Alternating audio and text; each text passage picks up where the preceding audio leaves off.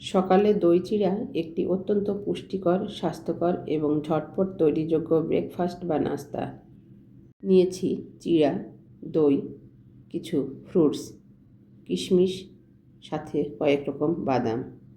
এ পর্যায়ে দিয়েছি লিকুইড দুধ আর সবশেষে আইসক্রিম। এটি হজম শক্তি বাড়ায়, দীর্ঘক্ষণ পেট ভরা রাখে, তাৎক্ষণিক শক্তি যোগায়, কোষ্ঠকাঠিন্য প্রতিরোধ করে, ওজন নিয়ন্ত্রণেও সহায়তা করতে পারে। সকালে এমন ডেজার্ট শরীরকে দারুণভাবে সুস্থ রাখে।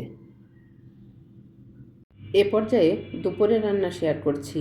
মুরগির মাংসটা ভালো করে মেখে নিচ্ছি। রান্নার মতোই জীবনে চলতেও একটা নিয়ম লাগে।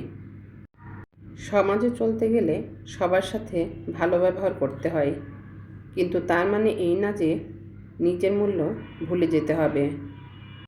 পরিবার আমাদের অনেক কিছু শেখায়, কিভাবে সম্মান দিতে হয়, কিভাবে ধৈর্য ধরতে হয়।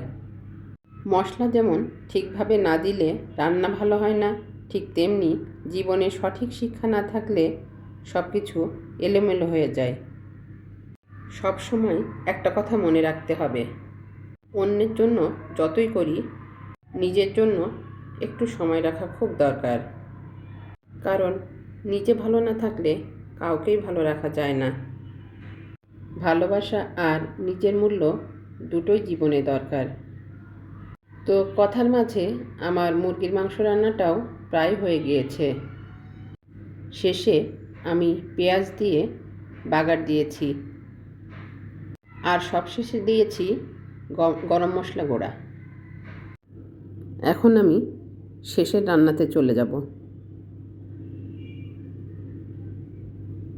সকালটা শুরু করেছি দই চিড়া দিয়ে, আর তারপর দুপুর আর রাতের জন্য মুরগির মাংস রান্না করলাম, সাথে বেগুন ভাজি।